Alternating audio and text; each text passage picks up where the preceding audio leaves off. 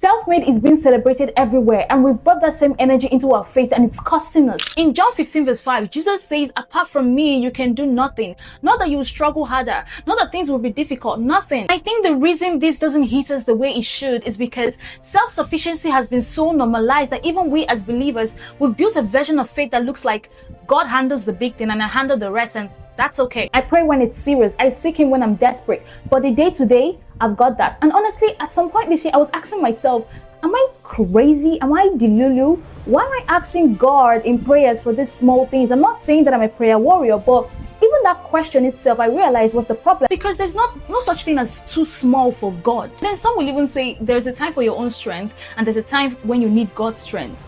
No.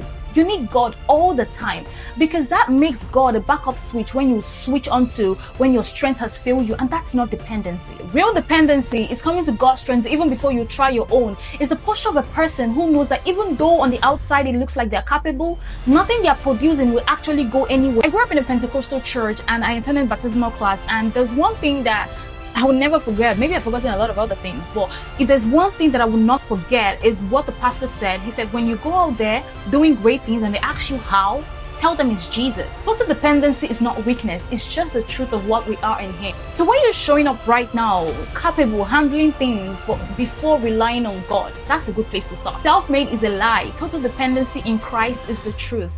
And that is where fruit actually comes from.